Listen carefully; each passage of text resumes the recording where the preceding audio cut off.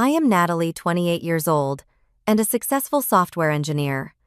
For years, I had been financially supporting my parents despite their constant criticism. That fateful evening at the upscale restaurant when my father sneered, "How does it feel being the most useless one here?" and everyone laughed, something inside me finally broke. The words left my mouth before I could stop them. How does it feel knowing this useless one will not be paying your bills anymore?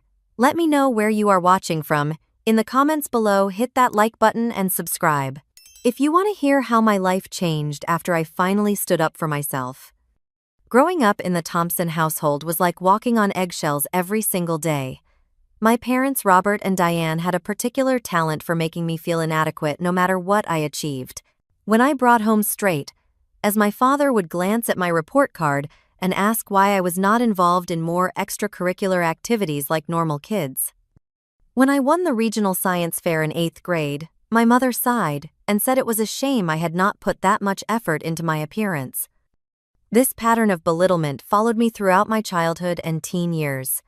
My achievements were consistently diminished, while my faults were magnified and displayed for everyone to see.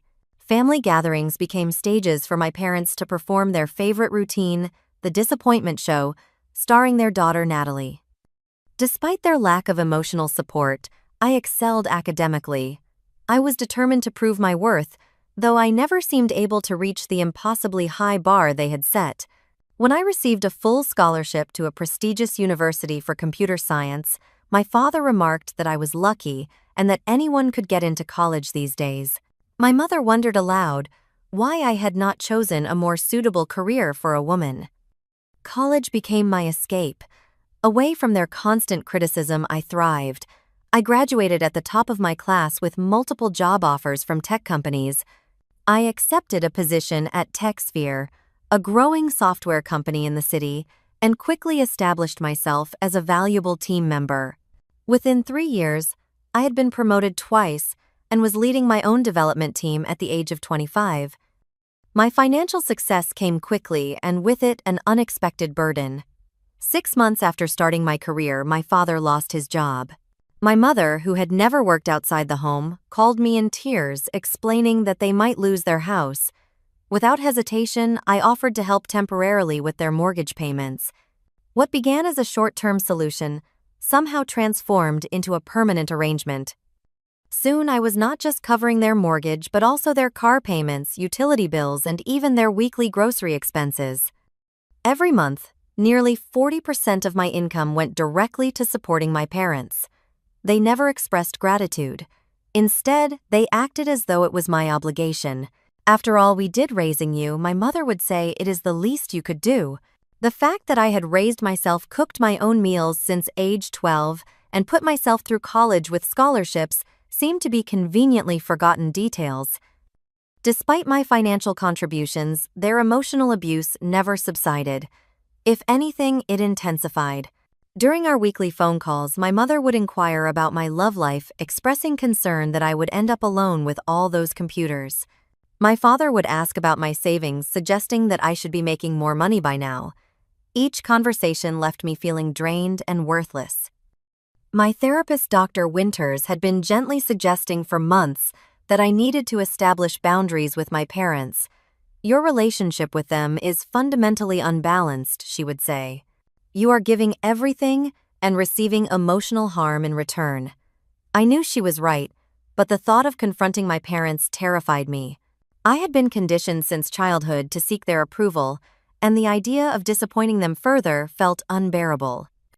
As months turned into years, my resentment grew alongside my career success. I purchased my own condominium, a modern one-bedroom in a good neighborhood, while still paying the mortgage on my parents' 3-bedroom suburban home. I drove a modest used car while financing my father's new SUV. I carefully budgeted my personal expenses while my mother shopped freely with the allowance I provided. The emotional toll became increasingly difficult to bear. I developed anxiety, experiencing panic attacks before family gatherings. I began making excuses to miss Sunday dinners only to be bombarded with guilt-tripping text messages and phone calls. "I guess your family is not important enough for you anymore," my mother would say. "Now that you have your fancy job, you are too good for us," my father would add. In the weeks leading up to that fateful dinner, the tension had been escalating. My younger sister Amanda had announced her engagement, and my parents immediately volunteered to host an extravagant engagement party, knowing full well that I would be the one footing the bill. When I cautiously suggested a more modest celebration, my mother accused me of being jealous of my sister. My father called me selfish and reminded me that I owed them for all they had sacrificed for me. The breaking point was approaching faster than I realized. Years of suppressed feelings were bubbling to the surface, and it would take just one more push to make everything overflow. The monthly family dinner was a tradition I had reluctantly established and funded for the past 3 years. Every first Friday, I would reserve a table at a nice restaurant, and my entire family would gather to enjoy an evening of fine dining at my expense. These dinners typically cost me several $100s, but I justified the expense as the price of maintaining family harmony. On this particular Friday in April, I had reserved a table at La Maison, an upscale French restaurant downtown. The occasion was supposedly a celebration of my recent promotion to senior development manager, though I suspected my family was more interested in the expensive menu than my career achievement. The guest list included my parents Robert and Diane, my younger sister Amanda and her fiancé Jackson, my brother Michael and his wife Sarah, and my Aunt Patricia, my mother's sister, who never missed an opportunity for a free meal. I arrived early as usual to ensure everything was perfect. The hostess led me to our reserved table, a round booth in the corner, with an elegant chandelier overhead. As I sat alone waiting for my family, I felt the familiar knot of anxiety forming in my stomach. I checked my watch repeatedly, knowing they would arrive at least 15 minutes late as they always did. The anticipation of their criticism made my hands tremble slightly, and I found myself taking deep breaths to stay calm. My parents arrived first 20 minutes late. My mother air-kissed my cheek without actually making contact, while my father merely nodded in my direction. They immediately ordered the most expensive drinks on the menu without so much as a hello. My mother complained about the parking situation, implying that I should have chosen a restaurant with valet service. My father scrutinized the menu prices with raised eyebrows, though he knew very well that I would be covering the entire bill. "You look tired," my mother commented, her standard greeting regardless of how I actually looked. I was wearing a new dress purchased specifically for this occasion and had spent extra time on my hair and makeup. "Are they working you too hard at that company? Your skin is breaking out." "I am fine, Mom," I replied, resisting the urge to touch my face self-consciously. "Just busy with the new position." My father grunted. "They probably promoted you because they need more women in management. Companies do that nowadays for their image." Before I could respond, the rest of the family arrived in a noisy cluster. Amanda immediately commanded attention by flashing her engagement ring dramatically. My brother Michael looked uncomfortable, as he often did at these gatherings, while his wife Sarah smiled politely. Aunt Patricia made a beeline for the wine list. Once everyone was seated and drinks were ordered, my mother took control of the conversation as usual. She launched into an elaborate description of the wedding plans she was making for Amanda, though the engagement was barely a month old. I noticed with a sinking feeling that the plans sounded expensive, and suspected I would be expected to contribute significantly. "We are thinking a minimum of 200 guests," my mother announced, "and the Riverfront Gardens venue would be perfect, would not it, Natalie?" She looked at me pointedly. The Riverfront Gardens was one of the most expensive wedding venues in the city. I nodded noncommittally, but my mother took this as agreement. "Wonderful, I will put down the deposit next week." They required $10,000 to hold the date. $10,000. The amount hung in the air between us. Everyone at the table knew who would be providing that money. "That seems like a lot for a deposit," I said carefully. "Well, quality costs money," my mother replied dismissively. "Not everything can be cheap like your apartment." My one-bedroom condominium had cost me $350,000 in the competitive city market, but I let the comment slide as I always did. The conversation continued in this vein throughout the appetizers. My father complained about needing a new golf club membership because his current one had gone downhill. Aunt Patricia mentioned her upcoming vacation to Europe, looking at me expectantly, as if waiting for an offer to fund it. Amanda talked endlessly about wedding details, each one more expensive than the last. By the time our main courses arrived, I was feeling increasingly tense. No one had asked about my promotion or shown any interest in my accomplishments. Instead, the conversation revolved entirely around what everyone needed or wanted, with the unspoken understanding that I would provide it. "So, Natalie," my father said suddenly, his voice carrying across the table, "I heard your company is having layoffs. Should you be spending money on dinners like this?" The table fell silent. My company was not having layoffs. In fact, we were expanding rapidly. My promotion had come with a significant raise and equity package. "There are no layoffs," I said quietly. "The company is doing very well." "That is not what I read online," my father insisted. "Tech companies are struggling. You should be saving your money." The irony of this statement, coming from a man whose lifestyle I largely funded, was apparently lost on him. "Robert is right," my mother chimed in. "You need to be more careful with money. You are not getting any younger, and no man wants a woman who cannot manage her finances." I felt my face growing hot.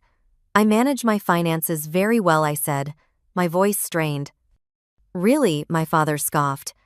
"Then why are you still in that tiny apartment? Everyone else your age has a real house by now." "Everyone else my age is not paying for 2 households," I wanted to say, but I bit my tongue. Amanda seized the opportunity to talk about the house she and Jackson were planning to buy after the wedding. "We are looking at the Oak Ridge neighborhood," she said.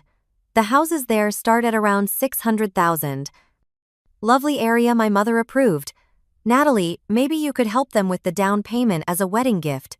20% would be what, $120,000. That would be so generous of you." The audacity of this suggestion left me momentarily speechless. I had already been informed that I would be paying for the wedding, and now I was expected to provide a house down payment as well. The tension at the table was building, and I could feel something shifting inside me. Years of suppressed feelings were threatening to surface. I took a sip of water, trying to stay calm. "Actually," I have been thinking about buying a house myself. Maybe in Oak Ridge, too." The silence that followed was deafening. My family exchanged glances, clearly disturbed by the idea that I might spend my money on myself for once. "Do not be ridiculous," my father finally said. "You do not need a house. What would you do with all that space? It would be wasted on you." Besides, my mother added, "You need to focus on helping Amanda right now. Her future is just beginning." "And what about my future?" I asked, surprising myself with the question. My father laughed, a short, dismissive sound that cut through me like a knife. He looked around the table, encouraging others to join in his amusement at my expense. "Your future? Come on, Natalie. Let us be realistic here." And then came the words that would change everything. Leaning forward with a sneer, he asked loudly enough for nearby tables to hear, "How does it feel being the most useless one here?" Everyone laughed. My mother, my sister, my aunt, even my brother Michael gave an uncomfortable chuckle. Only Sarah, my brother's wife, remained silent, looking down at her plate. In that moment, something inside me broke. Or perhaps something was finally fixed. The weight of years of emotional abuse and financial exploitation suddenly became unbearable, and I knew I could not carry it anymore. The laughter around the table seemed to stretch into an eternity as I sat there, my face burning with humiliation and growing anger. In that suspended moment, memories flashed through my mind, the countless times I had been belittled, the sacrifices I had made, the money I had given them, the emotional abuse I had endured, in hopes of earning love that never came. I looked at my father's smug expression, my mother's amused smile, my sister's gleeful face, and something crystallized within me. Clarity and resolve replaced my usual anxiety. Without planning to, without the careful filtering I typically applied to every word I spoke to my family, I responded. "How does it feel knowing this useless one will not be paying your bills anymore?" The laughter stopped abruptly. 5 shocked faces stared back at me, as my words hung in the air between us. My father's expression shifted from amusement to confusion, then to anger. "What are you talking about?" he demanded, his voice lowered but intense. "Exactly what I said," I replied, surprised by the steadiness in my voice. "I am done. No more mortgage payments, no more car loans, no more utility bills, no more credit card payments, no more funding your lifestyle while you treat me like garbage." My mother's face paled. "Natalie, you cannot be serious. You are just being sensitive as usual." "I have never been more serious in my life," I said. "For years I have given you everything I could financially and emotionally. And what have I gotten in return? Criticism, mockery, and disrespect. After everything we have done for you," my father began, his face reddening with anger, "this is how you repay us. By making a scene in public." "What exactly have you done for me?" I asked, genuinely curious about what he believed his contributions had been. "Did you pay for my education?" "No, I earned scholarships." "Did you support my career choices?" "No, you belittled them." "Did you even provide emotional support?" "No, you tore down every accomplishment." "We gave you life," my mother hissed dramatically. "We raised you, fed you, clothed you." "The bare minimum required by law," I noted. "And I have been repaying that basic parental obligation 100-fold for years now." My father's strategy shifted from anger to intimidation, his specialty. "You will not cut us off," he said with cold certainty. "You would not dare." "Watch me," I replied, pulling out my phone. "In fact, let me show you how serious I am." I opened my banking app and with a few taps canceled the automatic payment scheduled to go to their mortgage company the following Monday. "There. That is the last mortgage payment you will ever receive from me." My mother gasped. "Natalie, that payment is due next week. How will we pay it?" "The same way other adults do. With your own money from your own jobs." "You know your father has not been able to find suitable work," my mother protested. "He has not been looking," I corrected her.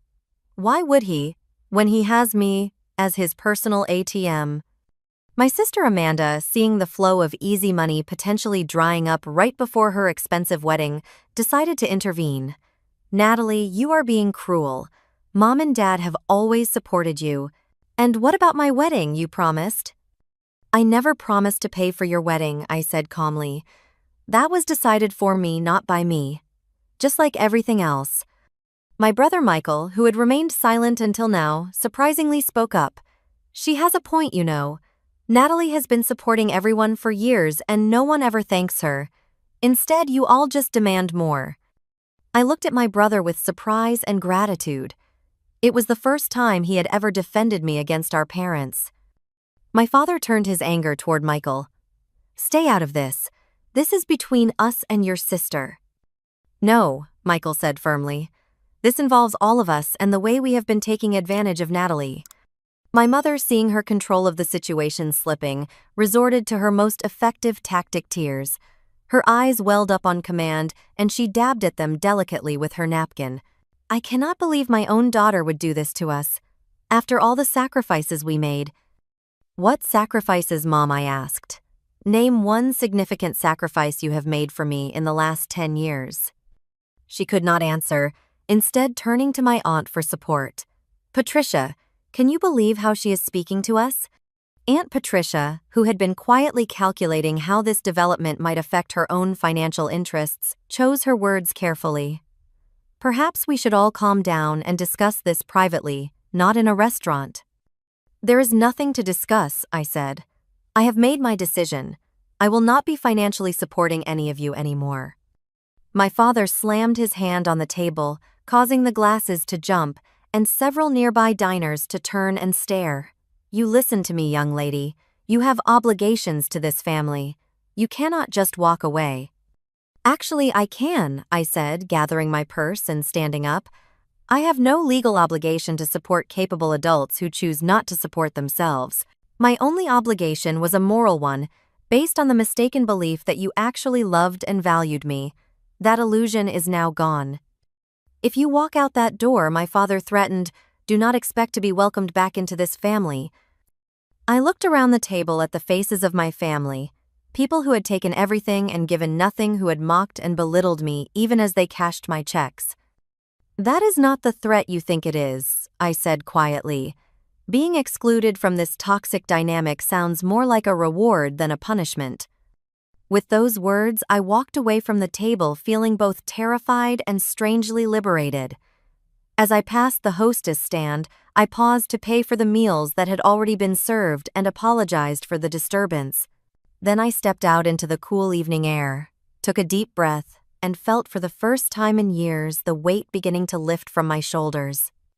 Driving home, my emotions cycled rapidly between elation at finally standing up for myself, fear about the repercussions, and deep sadness for the loving family I had always wanted but never had.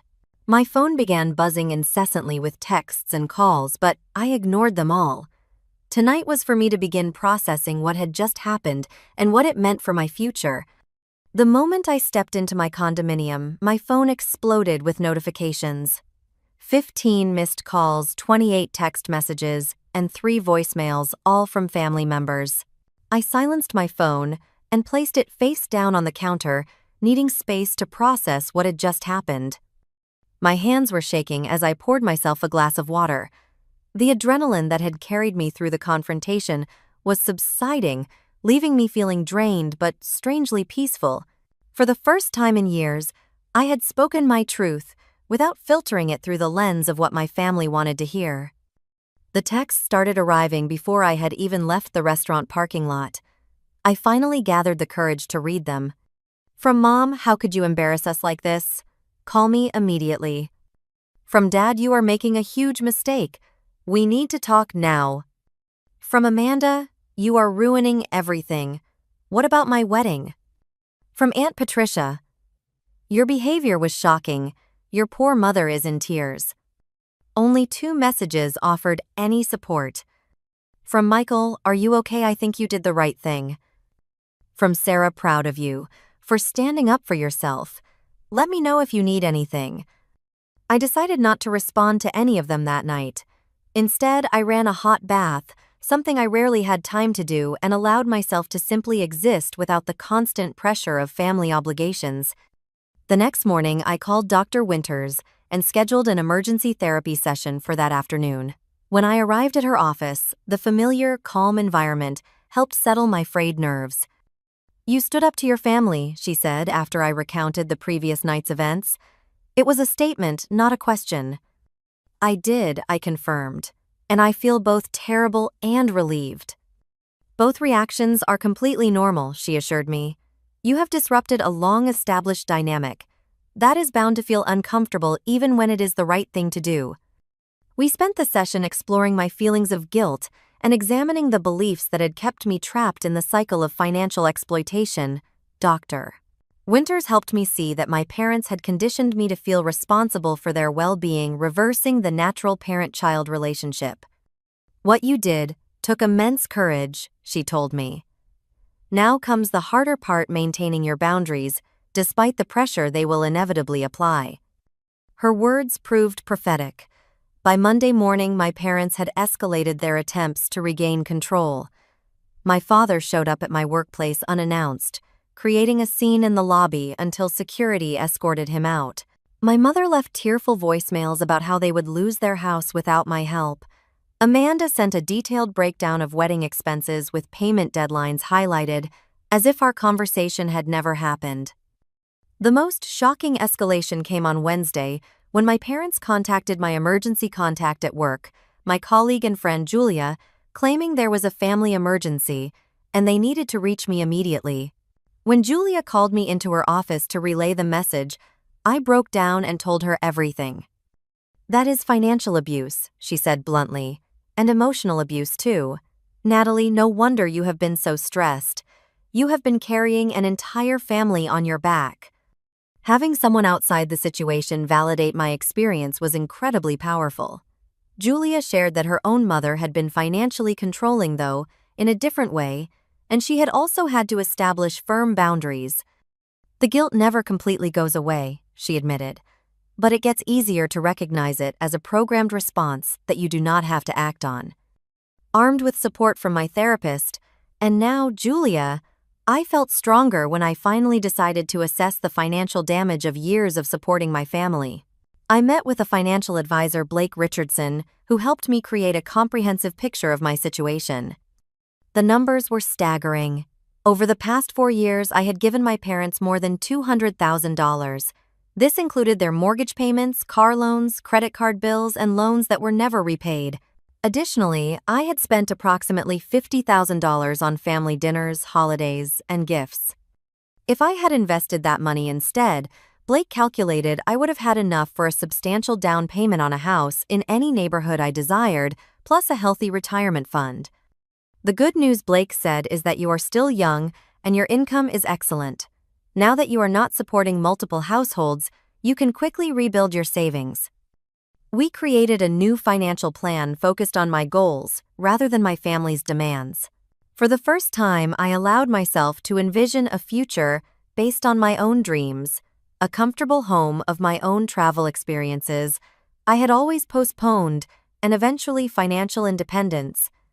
2 weeks after the restaurant confrontation, I received an unexpected piece of mail. It was a bank statement for a credit card I did not recognize, showing a balance of $22,000. Upon closer inspection, I realized with horror that it was a credit card in my name, but I had never applied for it or used it. I immediately called the credit card company and discovered that the card had been opened 3 years ago with my social security number and personal information. The address on the account was my parents' house. The customer service representative informed me that regular payments had been made until recently, when 2 payments had been missed. The revelation that my parents had committed identity theft left me reeling. I pulled my credit report and found 2 additional credit cards and a personal loan, all in my name, but clearly used by my parents. The total fraudulent debt exceeded $45,000. With shaking hands, I called my lawyer, David Mercer, who specialized in both family and financial law. He confirmed what I suspected: my parents' actions constituted identity theft and fraud, serious crimes that could result in criminal charges. You have 2 options, David explained. You can file a police report, which would likely lead to criminal charges against your parents. Or, you can handle it civilly by disputing the fraudulent accounts with documentation that you did not authorize them. The decision weighed heavily on me. Despite everything, the thought of my parents facing criminal charges was difficult to bear. After careful consideration, I chose to dispute the accounts without filing police charges on the condition that my parents sign a legally binding agreement to repay the legitimate debts they had incurred. Armed with this evidence and David's legal counsel, I arranged to meet my parents at a neutral location, a conference room at David's office. When they arrived, their expressions shifted from self-righteous anger to visible discomfort upon seeing my lawyer present. "What is this about?" my father demanded. "Why did you bring a lawyer?" Without preamble, I placed the credit reports and account statements on the table between us. "This is about identity theft and fraud," I said calmly. "These accounts were opened in my name, without my knowledge or consent." The color drained from my mother's face. My father attempted his usual blustering denial, but the evidence was irrefutable. "You have 2 choices," I informed them, following David's guidance. "Either sign this agreement to repay the $45,000 in fraudulent debt, or I file a police report for identity theft." "You would send your own parents to jail," my mother gasped. "You were willing to destroy my financial future," I countered. "What you did is a felony. I am offering you a way to make this right, without criminal charges." After hours of negotiation, during which my parents cycled through denial, anger, and eventually desperate bargaining, they signed the repayment agreement. The terms were strict monthly payments directly to the creditors with their house as collateral. If they missed even 1 payment, I would proceed with criminal charges. As they left the office defeated and sullen, I felt no joy in my victory, only sadness for what our relationship had become and anger at their betrayal. Yet beneath those feelings was a growing sense of empowerment. I was finally taking control of my life and protecting myself from those who had exploited me for years. That evening, I received an unexpected text from my sister Amanda. "Can we talk privately?" "No, Mom and Dad." Cautiously, I agreed to meet her for coffee the next day. When we met, I was surprised to find a very different Amanda than the entitled bride-to-be from the dinner. She looked tired and subdued. "I had no idea," she began, "about the credit cards, the loans, everything they were doing to you." "Would it have mattered?" I asked honestly. She looked down at her coffee. "I do not know. Maybe not before, but it does now." She paused. "They have been telling everyone that you abandoned the family, that you are selfish and cruel.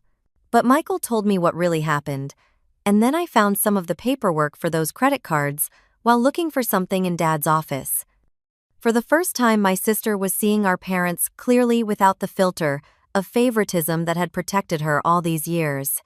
It was a painful awakening. "I am postponing the wedding," she continued. "Jackson and I are going to save up ourselves, do something smaller. It is not right to expect you to pay for everything, especially after what they did." Her words were the first genuine acknowledgement from any family member of how unfairly I had been treated. It was not quite an apology, but it was a start. My brother Michael called later that week, expressing similar realizations. "I always knew they favored Amanda and treated you differently," he admitted. "But I had no idea about the financial stuff. Sarah has been telling me for years that something wasn't right about how they expected you to support them, but I didn't want to see it." These conversations with my siblings were bittersweet. On one hand, it was validating to have them finally recognize the abuse I had endured. On the other hand, it highlighted how long they had been willing to benefit from my exploitation without questioning it. As the weeks passed, the full extent of the fallout from my decision became apparent. My parents, desperate to maintain their lifestyle without my financial support, began spreading increasingly malicious lies about me to extended family and their social circle. According to them, I had suffered some kind of mental breakdown, had fallen under the influence of bad people at work, or was selfishly hoarding money while they faced destitution. Most painfully, they told my grandmother, who lived in another state and with whom I had always been close, that I had cut them off without reason and refused to speak to them despite their loving attempts to reconcile. When my grandmother called me concerned and confused, I had to gently explain the reality of the situation, including the identity theft. Her shock and subsequent anger toward my parents was yet another painful ripple effect of their actions. "I always thought Robert was too controlling with money," she told me, "but I never imagined he would steal from his own daughter. Your grandfather would be appalled." The family divide deepened when relatives began taking sides. My father's brothers rallied around him, leaving unpleasant messages about family loyalty and duty. My mother's younger sister, who had always been more independent than my mother, reached out to offer support. "Your mother has always been jealous of anyone who can stand on their own 2 feet, she confided. "She resented me for starting my own business instead of relying on a husband or children. I am not surprised she resents your success, too." This insight into my mother's psychology was illuminating, but did little to ease the pain of her betrayal. I had always believed that beneath her criticism was love and pride in my accomplishments. Now I had to face the possibility that her feelings toward me were far more complicated and perhaps darker than I had allowed myself to see. The financial revelations continued as I worked with my lawyer and financial advisor to untangle the web of exploitation. Beyond the fraudulent accounts in my name, I discovered that my parents had been using my financial information in other ways. They had listed me as a guarantor on their home equity line of credit without my knowledge. They had used my address for tax purposes to claim certain deductions. They had even attempted to access my retirement accounts by claiming to be me over the phone, though, thankfully, the financial institution's security measures had prevented this. Each discovery felt like a fresh betrayal, reopening wounds I was trying desperately to heal. Dr. Winters helped me process these revelations, not as new injuries, but as confirmation that I had made the right decision to protect myself. "They are showing you exactly who they are," she said during one particularly difficult session after I learned about the home equity line. "Believe them." My meeting with the financial advisor Blake took on new urgency as we worked to secure my financial information and prevent further fraud. We froze my credit, changed all my accounts and passwords, and set up monitoring services to alert me to any suspicious activity. Unfortunately, this kind of financial abuse within families is more common than people realize, Blake told me. The betrayal of trust makes it particularly devastating. We calculated that in addition to the more than $200,000 I had knowingly given my parents, they had fraudulently obtained or committed me to approximately $70,000 in additional obligations. The total impact on my financial health approached $300,000, not counting the lost opportunity cost of investments I could have made. Despite this staggering sum, Blake assured me that my situation was far from hopeless. You have an excellent income, and now that you are not supporting multiple households, you can rebuild quickly. Within 2 years, you could be in a better financial position than most people your age. This perspective helped me focus on the future rather than dwelling on what had been taken from me. I committed to a strict financial recovery plan, cutting unnecessary expenses and maximizing my retirement contributions. For the first time, I was saving and investing for myself, not to create a safety net for others. 3 months after the confrontation at the restaurant, I received an email from my father. The subject line read, "Reconciliation," but the content revealed a very different purpose. After a brief and obviously insincere apology if I felt hurt by anything they might have done, the email got to its real point: they were facing foreclosure on their house and needed my help one last time. The old me would have immediately responded with an offer of assistance, sacrificing my own financial health to rescue them yet again. The new me, strengthened by therapy and supported by genuine friends, recognized the manipulation for what it was. I forwarded the email to David, my lawyer, who confirmed that under our agreement, my parents were required to sell their house to pay off the fraudulent debts before facing foreclosure.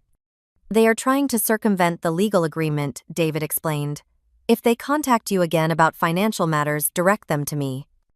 I sent a brief factual response referring them to the signed agreement and David's contact information.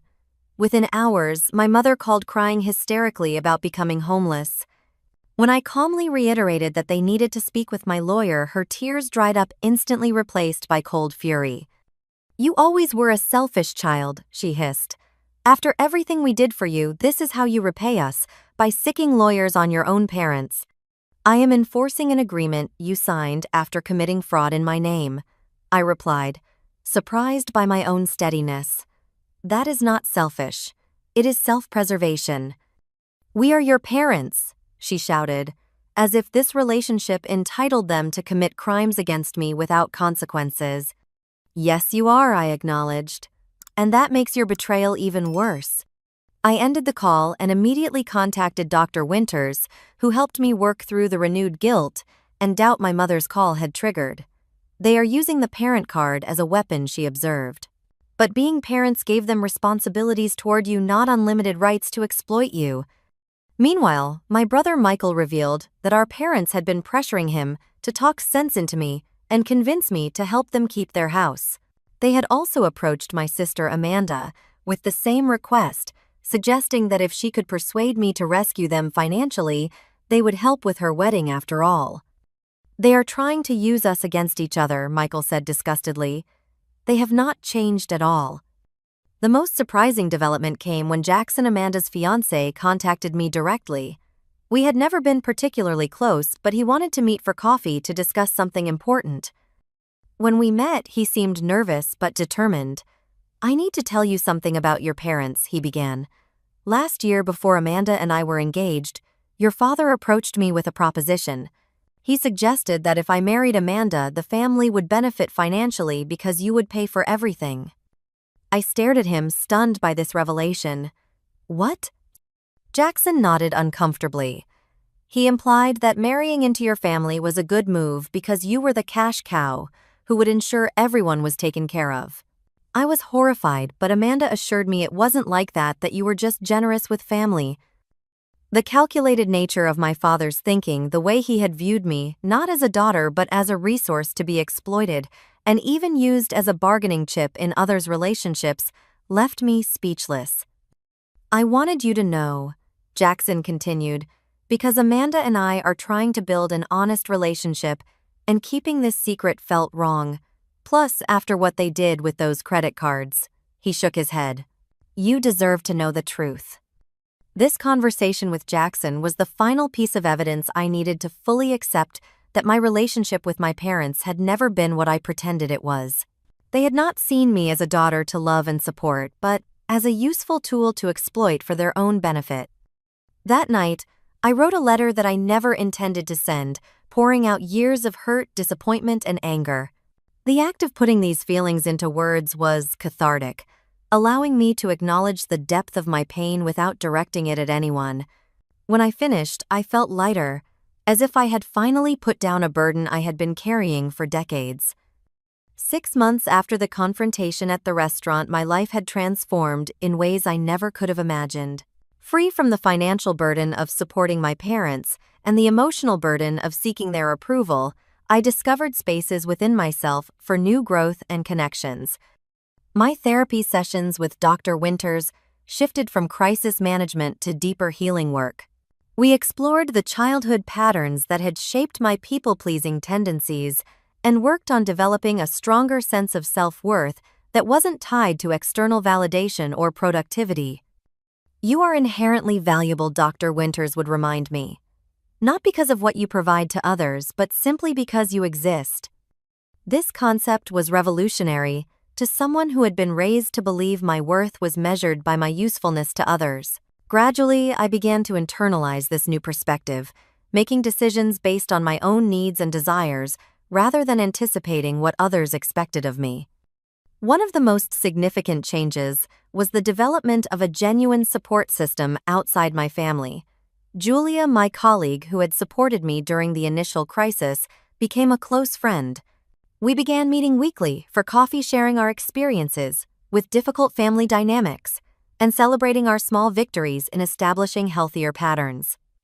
I also joined a support group for adult children of emotionally abusive parents, where I found community with others who truly understood my experiences.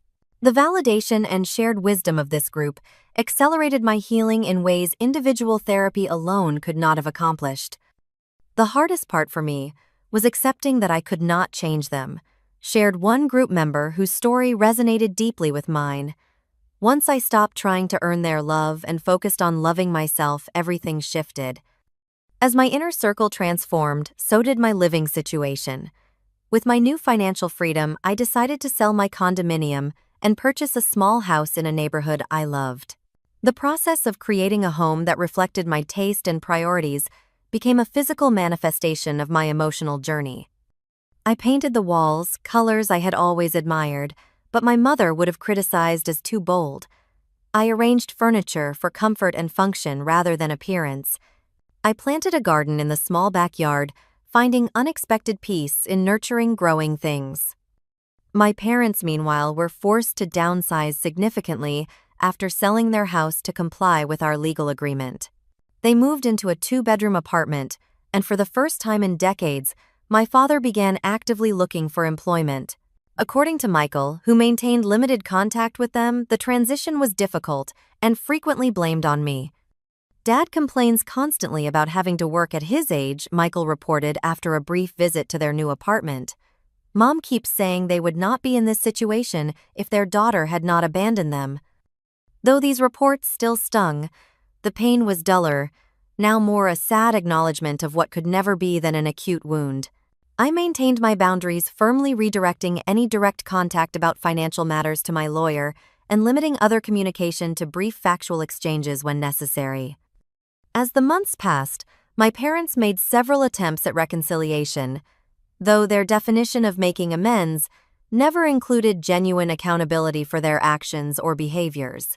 Each attempt followed a predictable pattern: initial warmth and vague apologies, followed by subtle hints about their financial difficulties, culminating in direct requests for assistance when the earlier approaches failed. Dr. Winters helped me recognize these patterns and respond appropriately, acknowledging any genuine effort at connection while firmly maintaining my boundaries around financial support. They need to experience the natural consequences of their actions, she reminded me. That is how real change happens, if it is going to happen at all. The approaching holiday season presented a new challenge. Thanksgiving had always been spent at my parents' house with me, providing the food and often the cooking as well, while enduring criticism about everything from the moistness of the turkey to my personal life choices. This year would be different. After careful consideration, I declined my parents' invitation, which had come with guilt-inducing references to possibly our last Thanksgiving in this apartment if things do not improve. Instead, I accepted Julia's invitation to join her family's celebration. The contrast was illuminating. Julia's family welcomed me warmly, engaged me in genuine conversation, expressed interest in my life without judgment, and thanked me sincerely for the pie I had contributed. There were no backhanded compliments, no thinly veiled criticisms, no tension simmering beneath forced politeness. "Is it always like this?" I asked Julia quietly as we helped clean up after dinner. Like what she asked, genuinely confused. So pleasant, so free of drama and guilt. Julia laughed, then grew serious when she realized I wasn't joking. "Not every family gathering is perfect, but yes, generally it is like this. This is what family is supposed to feel like, Natalie." Her words stayed with me long after the holiday. This is what family is supposed to feel like.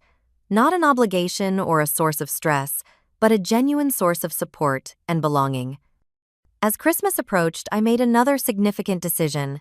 Rather than participating in the usual family gift exchange, which had always involved me giving expensive presents and receiving token items in return, I decided to redirect my holiday budget. I made donations to organizations supporting victims of financial abuse and children from disadvantaged backgrounds, causes that had become personally meaningful to me. I also created new traditions for myself, attending a holiday concert with Julia and her husband, volunteering at a community dinner, and hosting a small gathering for friends on Christmas Eve. My brother Michael and his wife Sarah joined us, bringing a homemade dish and simple, thoughtful gifts. Amanda and Jackson stopped by briefly, still navigating their own complicated feelings about our family dynamics. They had postponed their wedding indefinitely, choosing instead to save for a house and build their relationship on a more solid foundation before making that commitment. "Your standing up to Mom and Dad made me realize I was rushing into marriage, partly because it was what they expected," Amanda confided as we shared a quiet moment in the kitchen. "I am trying to figure out what I actually want, not what will please them or solve their problems." It was the most honest conversation we had ever had, an unexpected gift, more valuable than any wrapped present. The new year brought another surprising development. I received a job offer from a competing tech company with a significant salary increase and more leadership responsibility. In the past, I would have declined immediately, worried about how a job change would affect my ability to support my family. Now, I was free to consider the opportunity based solely on my own career goals and interests. After careful consideration and consultation with mentors, I trusted I accepted the position. The transition reinvigorated my professional life, challenging me in new ways and connecting me with colleagues who valued my contributions. Within months, I was leading a major project that showcased my technical and leadership skills, earning recognition I would once have dismissed as undeserved. My financial situation improved rapidly as well. Without the drain of supporting multiple households, my savings grew quickly. Blake, my financial advisor, helped me develop a comprehensive plan that included retirement savings, investments, and funds for personal goals like travel and continued education. "You are on track to achieve financial independence well ahead of schedule," he noted at our 6-month review meeting. "The difference in your trajectory is remarkable." The most profound changes, however, were internal. I began to recognize and challenge the critical inner voice that had always echoed my parents' judgments. I practiced self-compassion when I made mistakes instead of berating myself. I learned to identify my own preferences and desires rather than automatically deferring to others. These shifts manifested in surprising ways. I discovered I actually enjoyed public speaking, something I had avoided because my father had once mocked a presentation I gave in high school. I found I preferred bold colors and patterns in my clothing despite my mother's lifelong insistence that I should wear slimming neutrals. I realized I loved cooking elaborate meals, when it was by choice rather than obligation. Small discoveries perhaps, but they represented a fundamental reclamation of self that had been suppressed for decades under the weight of others' expectations and judgments. 1 year after the confrontation at the restaurant, I could look back and see not just what I had lost, but what I had gained. The journey had been painful, the costs real. Family relationships had been irreparably altered. Illusions of parental love shattered, financial resources lost. Yet from those losses had emerged a stronger, more authentic self capable of creating boundaries, recognizing genuine connection, and building a life aligned with my own values rather than others' demands. Exactly 1 year after the dinner that changed everything, I sat in my garden, reflecting on the journey. The spring flowers were blooming, a visual reminder of growth and renewal after a difficult winter. My new home, a modest but charming 2-bedroom house, with a yard, represented more than just a physical space. It was a sanctuary I had created for myself, free from the influence and expectations of others. My relationship with my parents had settled into a carefully structured pattern. After months of attempted manipulation and several cycles of estrangement and superficial reconciliation, we had established what my therapist called structured contact. We communicated primarily through email with occasional brief phone calls for specific purposes. Our interactions were civil but distant, focused on practical matters rather than emotional connection. My father had found part-time work as a consultant, though he frequently complained about the indignity of having to work at his age. My mother had taken a position at a local boutique, her first job in decades.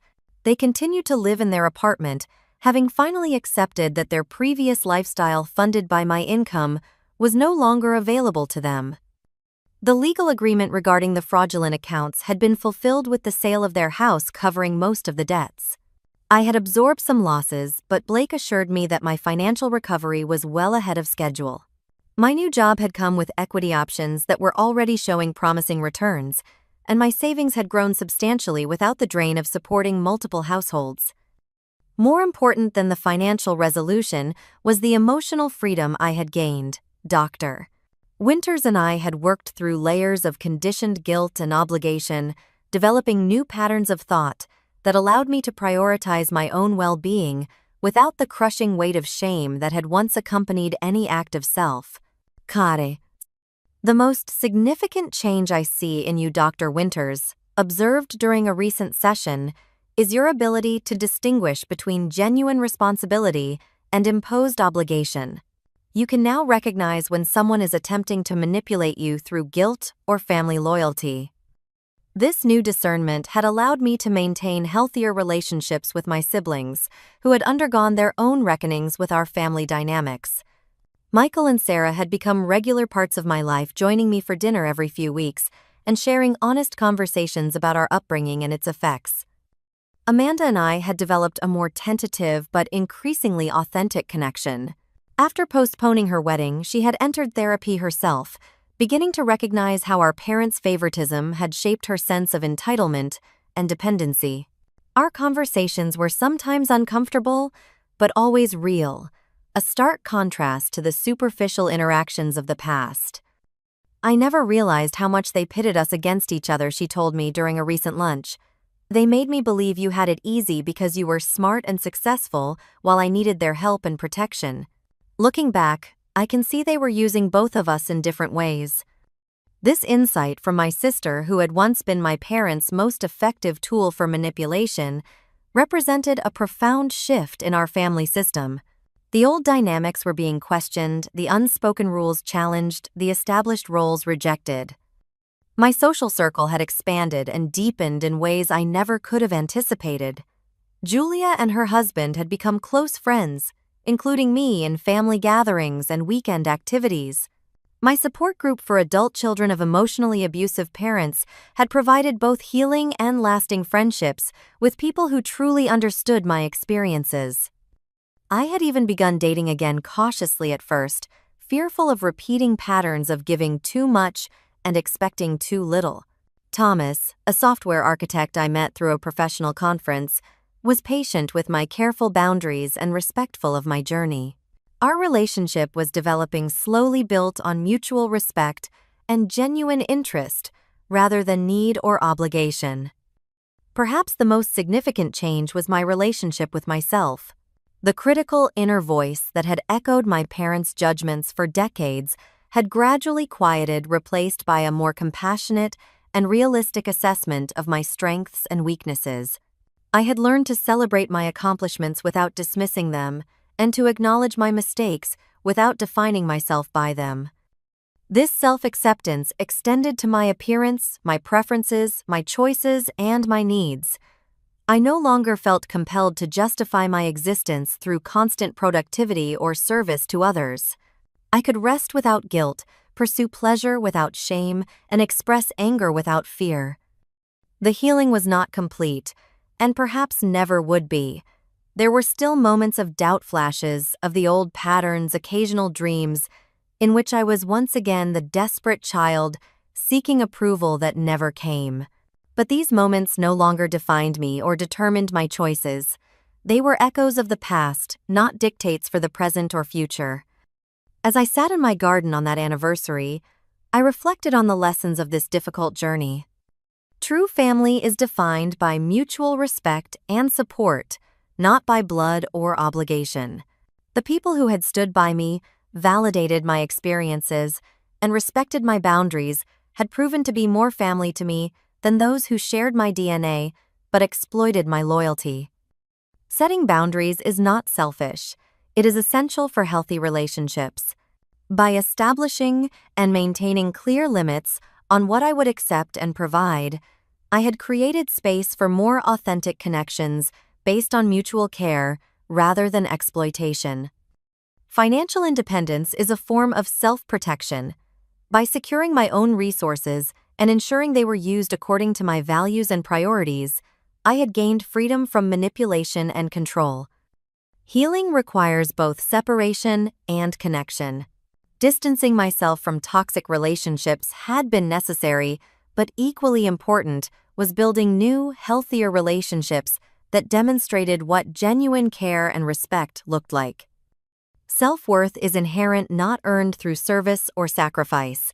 This was perhaps the most difficult lesson, requiring daily practice and reinforcement to counter decades of contrary messaging.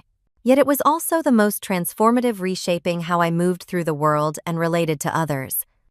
These lessons had come at a high cost.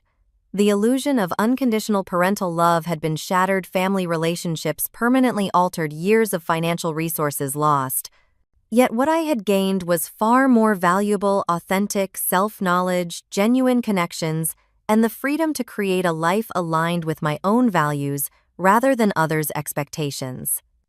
As the sun began to set, casting long shadows across my garden, I felt a deep sense of peace. The journey was not over, but the hardest part was behind me. The path forward, while not always clear or easy, was mine to choose, guided by my own wisdom and surrounded by people who truly wished me well. If you have ever struggled with setting boundaries with family, I would love to hear your story in the comments. What was your turning point? How did you find the courage to stand up for yourself? Like this video if it resonated with you, subscribe for more stories of resilience and healing, and share with someone who might need to hear that it is okay to protect themselves from those who should have protected them. Thank you for listening to my journey, and remember, you deserve respect, love, and support, even from those who claim the title of family.